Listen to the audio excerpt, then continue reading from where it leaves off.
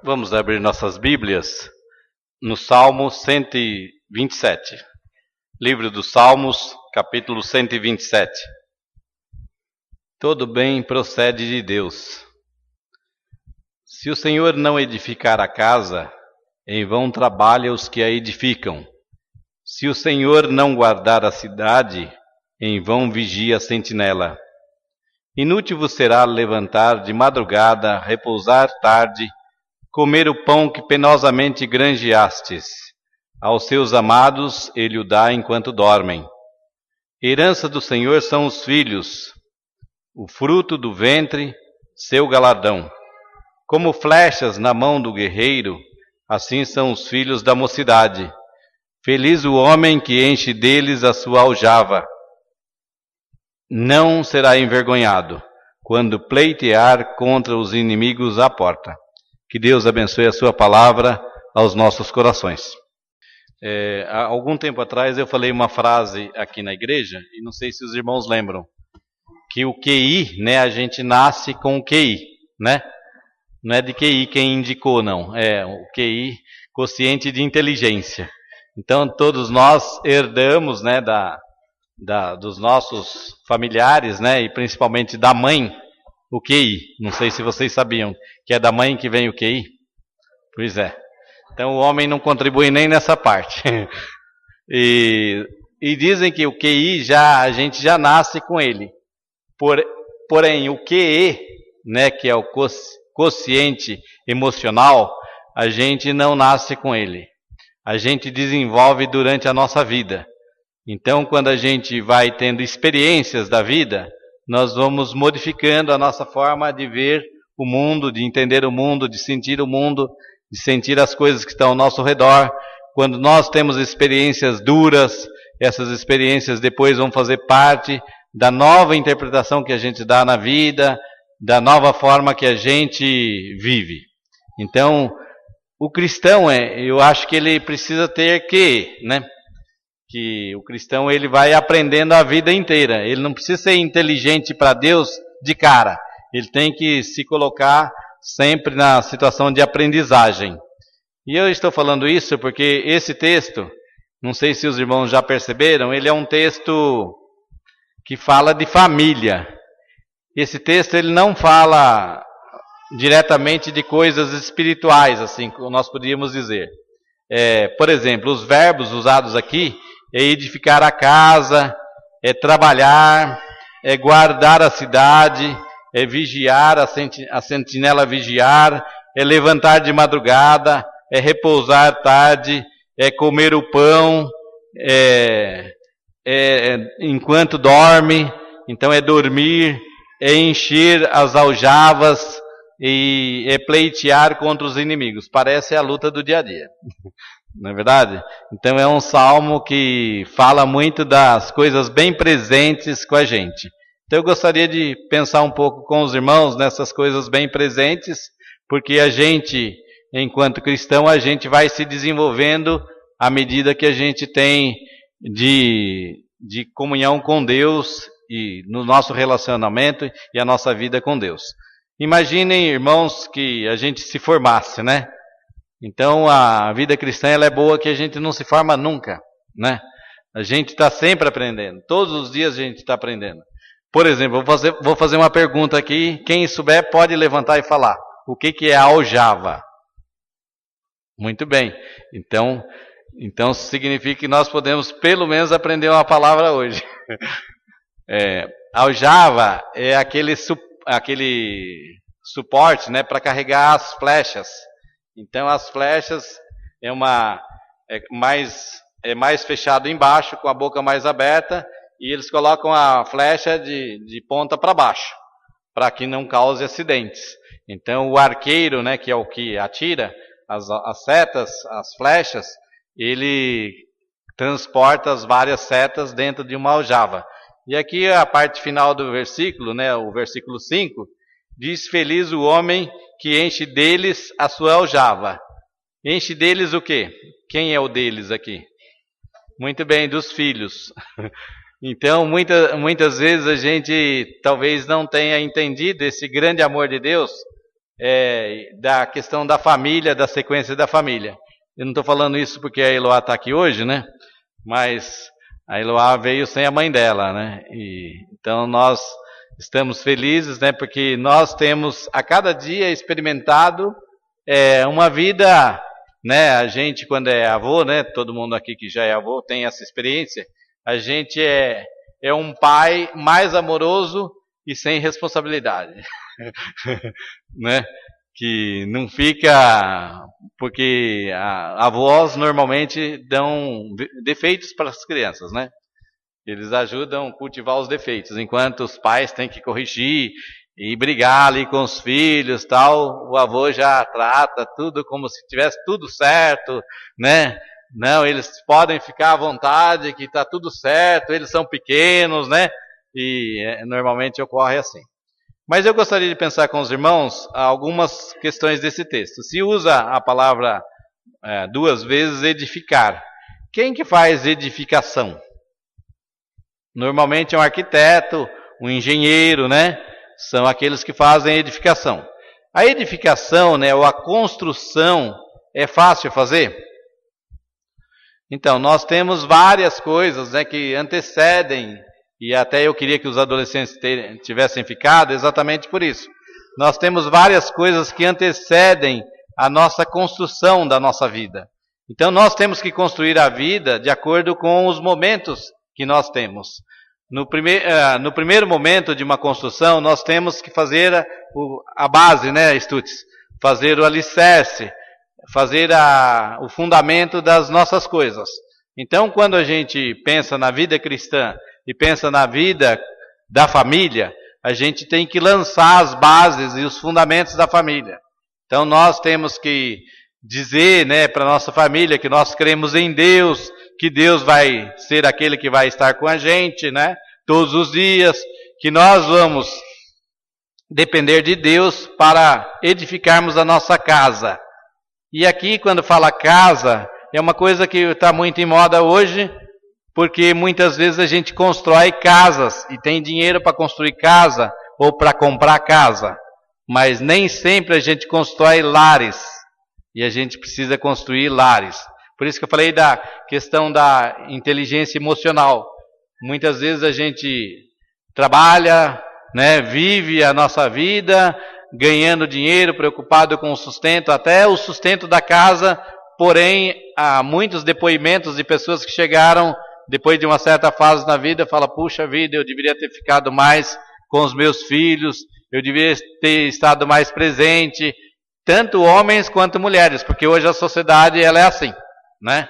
Não é só privilégio do homem ficar longe de casa, as mulheres também gostam de trabalhar e ficam longe dos seus filhos, né? Então a gente tem que pensar nessa construção da nossa casa, como bons arquitetos, né? Eu sei que aí vocês falam, mas eu já, graças a Deus, já me livrei disso, né, Silarte? Dona Ivone e tal, sou Stutz, eu já estou quase livre também, né? Então, mas a gente pode pensar numa outra casa. Nós podemos pensar na casa de Deus, né? Que nós participamos, que formamos a família de Deus aqui. Então, nós precisamos pensar nesta construção dos nossos laços, da profundidade do nosso relacionamento com Deus, da nossa vida com os irmãos, do valor que nós damos uns para com os outros, e nós precisamos não viver nas nossas intrigas, mas viver dedicados, aprendendo sempre do amor de Deus e transmitindo sempre o amor de Deus uns para com os outros, para que nós possamos realmente construir uma igreja que seja uma igreja cada vez mais de Cristo, né? Nós falamos na outra mensagem sobre a igreja, e hoje nós queremos falar da nossa casa e da nossa igreja. Nós podemos construir a igreja, e igreja não se constrói de pedras, né? Eu tinha um livro do Lessa, Inglês para Brasileiros, e a primeira frase que tinha naquele livro era: igreja não se faz com pedras, igreja se faz com pessoas. Então, muitas vezes a gente, é claro, tem buscado aí melhorar as nossas instalações, mas a gente sabe que, no fundo mesmo, a construção da igreja, fortalecimento das vidas, é de pessoas. E que a Bíblia, né, ela não fala de construção só ou construção com tijolos. Ela fala de construção das vidas, desse relacionamento nosso com Deus. A Bíblia não é matéria de ciência, mas ela fala sempre da ligação do homem com Deus. Ela não quer provar nada da ciência, mas ela quer que a vida dos homens no passado, nas diferentes épocas, que a Bíblia durou 1380 anos para ser escrita, do primeiro livro ao último. Então, durante esses 1000 e tantos anos, ela prova daquele relacionamento de Deus para com o homem, da vida que nós temos em relação a Deus. E ela pegou várias épocas, vários tipos de pessoas, pessoas que eram mais cultas, menos cultas, pessoas que criam diferente, pessoas que não criam muito, e pessoas que também erraram. E aí ela trabalha isso para que nós sejamos relacionados a Deus. E nós possamos desenvolver esse nosso relacionamento com Deus, ou construir os fundamentos da nossa casa, do nosso coração, da nossa família, da nossa casa como igreja. Então nós precisamos pensar que Deus é o arquiteto, porque diz assim: se o Senhor não edificar a casa, em vão trabalham os que a edificam. Então o nosso trabalho será em vão, a nossa vida será vã, se nós não contarmos com esse supremo arquiteto de todas as coisas deste mundo.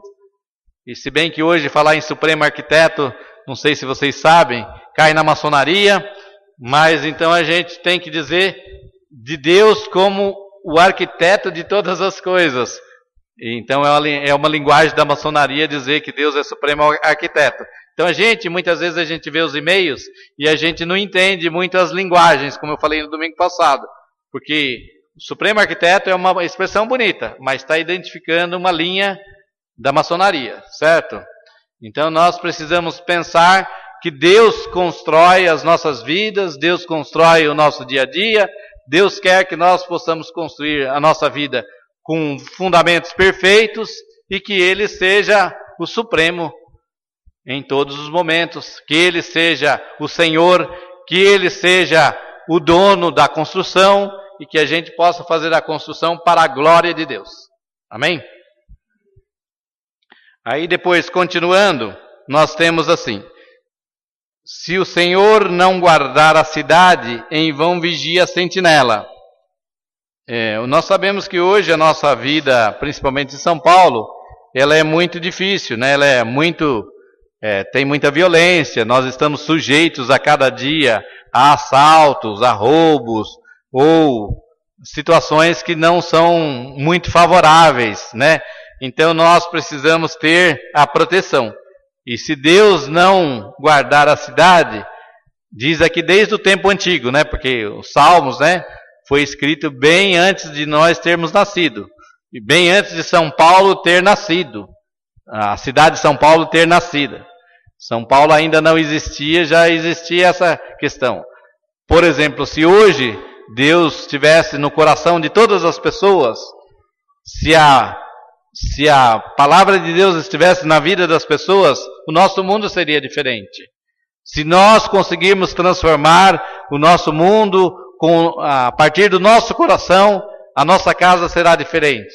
Se nós conseguirmos transformar a nossa igreja a partir do nosso coração, a nossa igreja será diferente. Então Deus vai nos proteger e Ele vai estar dirigindo com a sua proteção a todos nós.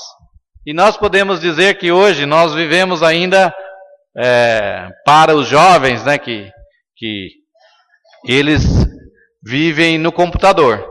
E o computador é o lugar onde tem mais vírus, né? Onde tem mais spams, onde tem mais spywares, que são programas que olham o que você está fazendo e mandam a informação para fora, né? Então, nós podíamos dizer, nós estamos hoje, aqueles que acham que estão privativos na internet, erram redondamente. Nós estamos sem proteção nenhuma.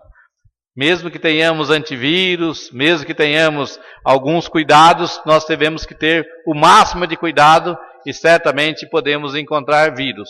Então eu diria que, usando essa figura de estarmos também virtualmente, né, vulneráveis, nós precisamos realmente de pensar nas coisas da internet que constroem a nossa vida, não nas coisas da internet que destroem a nossa vida. Não nas mensagens da internet que nos causem uma interpretação errada da vida e das coisas. Nós precisamos encontrar na internet coisas que realmente nos ajudem a estar tendo esta proteção de Deus.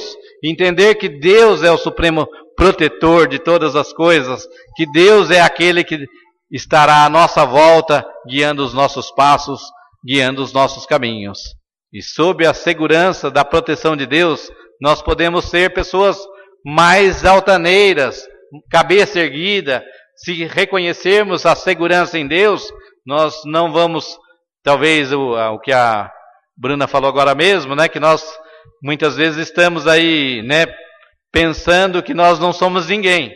Mas se nós tivermos, não sendo ninguém, mas tivermos a certeza da proteção e da segurança de Deus, nós podemos valorizar aquilo que Deus nos dá, aquilo que Deus faz por nós, para que realmente possamos ser pessoas que vivem num mundo perigoso, difícil, em todos os sentidos, porém pessoas que conseguem viver e aprender para a glória de Deus e viver para Deus. Então o versículo continua dizendo: inútil vos será levantar de madrugada e repousar tarde. Eu lembro de um amigo, né, que falava assim: por que você vai levantar cedo hoje? Isso daí é inútil, né? E era engraçado, né, porque a gente estava com aquela vontade de arrumar um emprego para levantar cedo, né? E aí ele falava assim: não, isso daí vai ser inútil. Você tem que esperar do Senhor, né? E a gente, como jovem, a gente pensa algumas coisas que vai ser muito fácil, né? Que a gente vai conseguir as coisas que a gente tem de uma forma muito simples, né? Então a gente acha que não deve se esforçar muito, né? Mas depois a gente percebe que a vida é um pouco diferente. Se a gente vai estudar, a gente tem que pensar que vai ter que pagar a escola, principalmente se não passar no vestibular de uma escola gratuita. Se passar numa escola pública, tem que saber que vai pagar condução, tem que saber que vai pagar livro, enfim. A gente tem que pensar que a nossa vida, ela é um momento de trabalho e nós não vivemos de uma forma, né, como se nada que a gente fizesse, a gente não precisasse de Deus. Nós precisamos do provimento de Deus. Deus é o nosso provedor, né? Ele provê as nossas necessidades. E Ele provê as nossas necessidades, muitas vezes a nossa necessidade psicológica.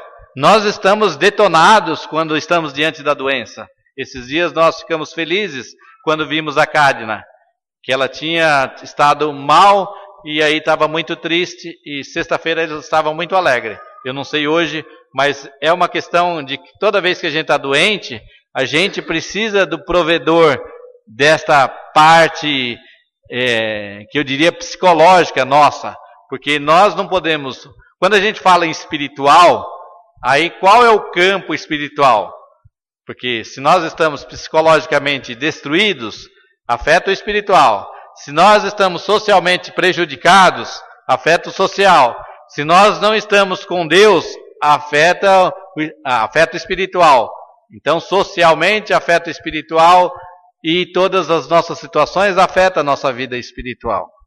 Então, nós precisamos entender que Deus, sendo o provedor, as coisas vão sendo colocadas no lugar, no momento dele, na hora certa que ele faz as coisas, e a gente vai tendo paz no coração. E quando a gente tem paz no coração e recebe esta provisão de Deus, a gente luta diferente. Eu lembro ainda do senhor Maurílio, não sei se os irmãos lembram. Maurílio era o pai da Sandra, que mora nessa rua aqui. O senhor Maurílio, ele falou uma vez para mim: pastor, mas eu estou cansado de lutar na vida. E eu já estou caído. E estou lutando, mas eu estou caído. Eu falei, mas senhor Maurílio, como que pode lutar caído? Você que conhece um pouco de luta, você sabe que quando o seu adversário, se você cair, ele sobe em cima de você. Levante rapidamente, coloque-se de pé, pegue a provisão de Deus, da segurança de Deus, da força de Deus, da fé em Deus, se coloque em pé para lutar, que vai ser diferente. Então nós precisamos entender isto. Deus provê as coisas, mas às vezes a gente hoje nós temos um defeito, a gente é muito ansioso, que as coisas, eu diria que é bit byte, ou está ligado ou desligado, né? Então a gente acha que vai ligar Deus assim no ato, na forma que a gente acha que Deus vai atender no mesmo minuto. E aí Deus vai dando tempo para a gente ir aprendendo. Que é uma inteligência desenvolvida. Espiritualidade é um relacionamento com Deus desenvolvido. Então nós vamos desenvolvendo a cada dia a nossa vida com Deus. Então nós podemos ter Deus como provedor da nossa casa e precisamos estar com Deus, porque sabendo que sem Deus será inútil. Sem Deus será inútil a nossa luta. Muitas vezes a gente acha que sem Deus a gente vai lutar melhor, né? Então abandona Deus, esquece Deus. Não, eu agora estou passando por uns problemas, então não estou mais nem querendo saber de igreja, eu estou passando por algumas situações difíceis, que depois que eu resolver tudo, aí eu vou voltar para Deus. É exatamente o erro. Nós precisamos entender Deus, porque Ele vai prover as forças. A palavra de Deus diz, não vos sobreveio tentação que não fosse humana. Juntamente com a tentação, Ele provê as forças. Então nós temos que aprender a estar sempre sob a provisão de Deus. E de outra forma, nós também podemos dizer que Deus é o educador da nossa casa. Hoje nós usamos, né, a palavra que quem cuida das crianças nos projetos são educadoras, né? E as mães também são educadoras por excelência, né? Elas sabem como é difícil educar um filho. E sabem como é difícil depois que o filho cresce.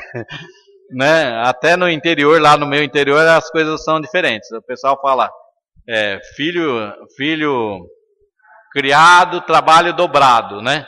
E a gente realmente, quando a gente perde o filho das nossas distâncias, né? A gente fica apavorado, né? Mas a menos que saiba que eles estejam num lugar onde a gente esteja vendo que está bom, né? Então a gente quer saber sempre se o filho está num lugar bom e a gente está sempre assistindo o filho nesse lugar bom, né?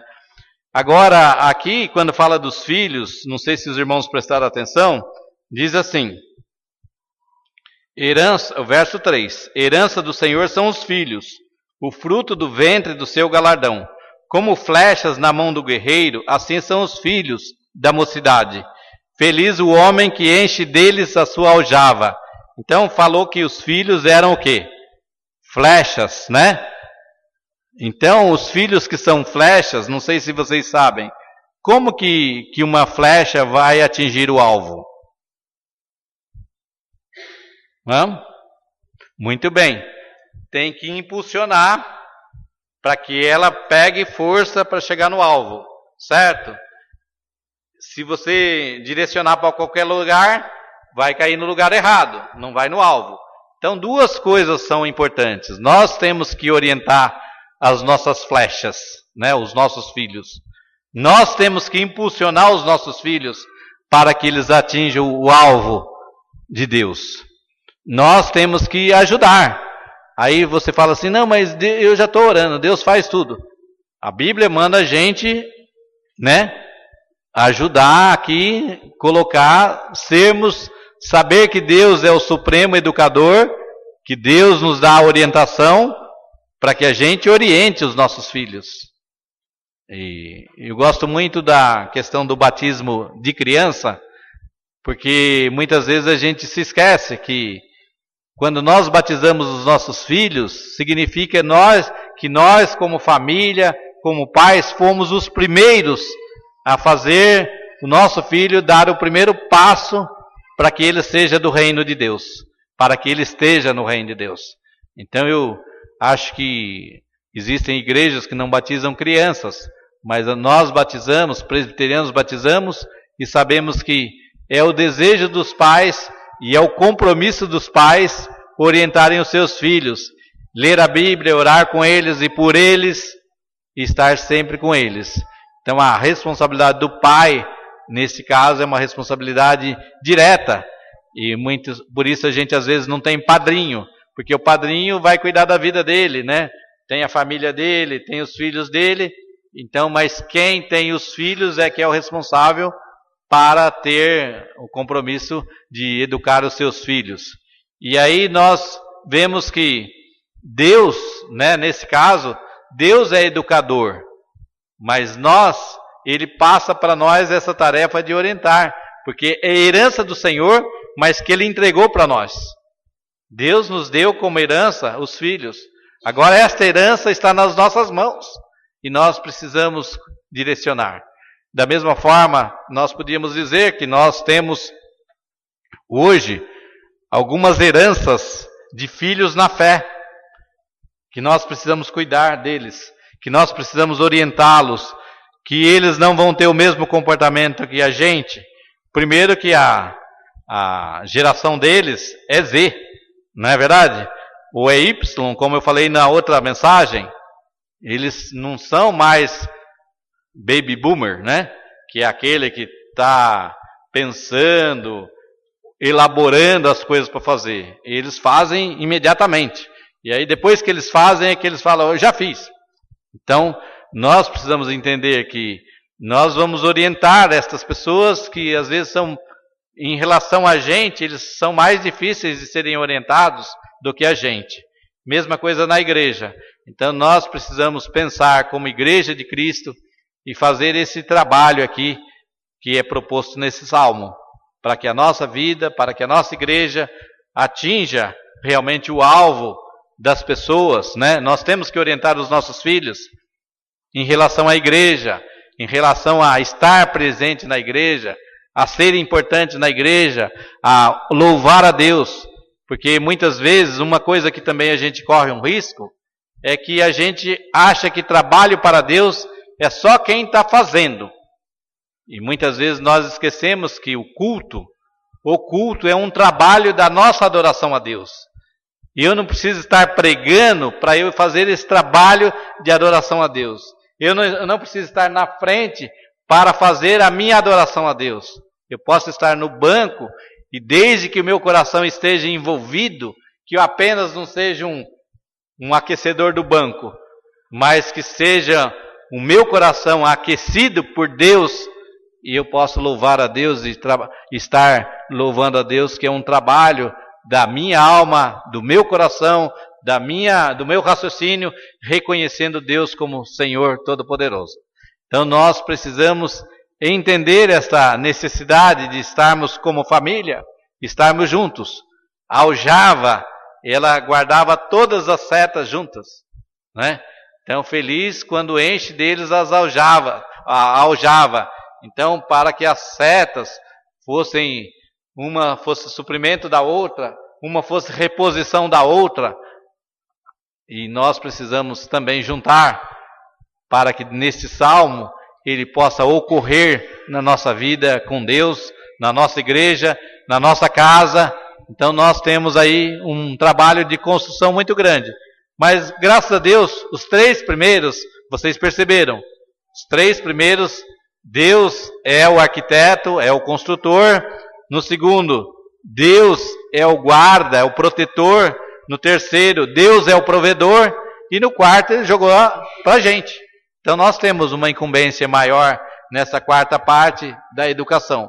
Se bem que sabemos que Deus é aquele que nos dá sabedoria para nos dar, na linguagem de hoje, nos dá QE, para que a gente consiga orientar, entender os filhos, amar os filhos, trazê-los aguentar às vezes um xingo, né, do filho, né? Que às vezes o filho xinga também. E também na igreja a gente também aprender ser xingado e ter inteligência. E alguém fala que é jogo de cintura, mas eu já acho que é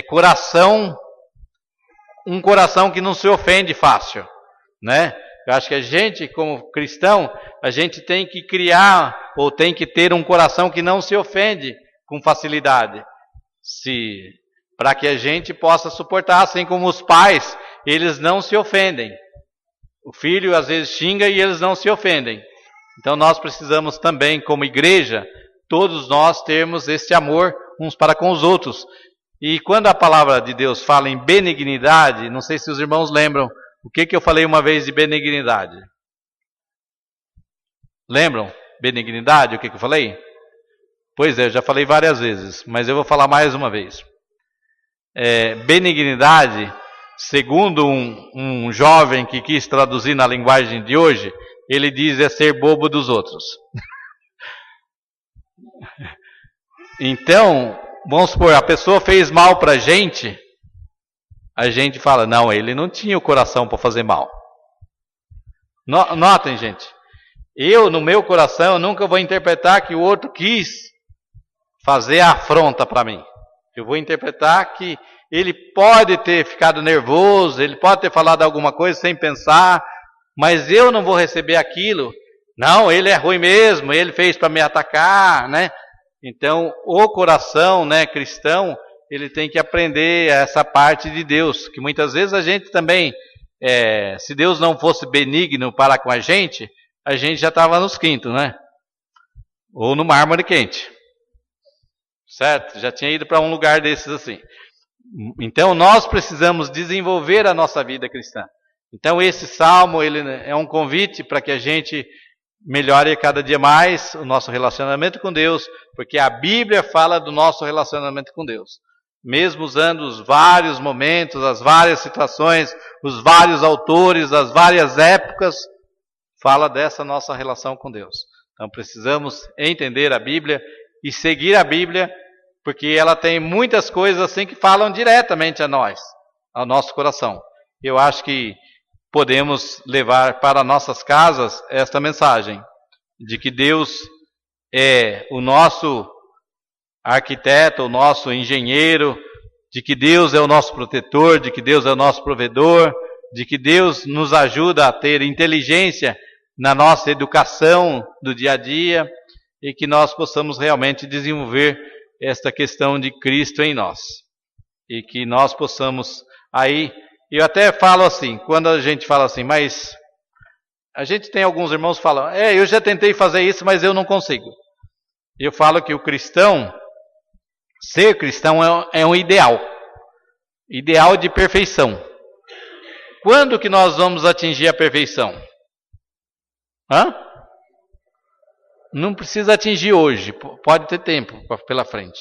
Então, mas nós temos que estar perseguindo a perfeição, indo atrás dela, como alvo do nosso coração. Nós não podemos desistir, né? Falar, não, eu já sei que eu não sou.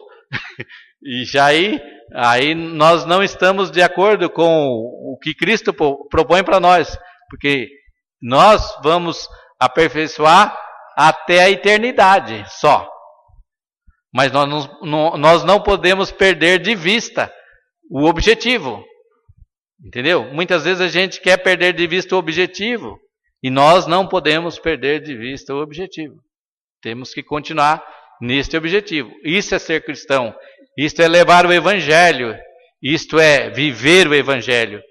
Quem perde o ideal de cristão, perdeu o Evangelho de Cristo. Então nós precisamos entender esse grande desafio. É um desafio, ele fica assim, parecendo um sonho, parecendo uma coisa irreal, mas é aquilo que Deus coloca no nosso coração para a gente prosseguir sempre. Amém? Que Deus nos abençoe.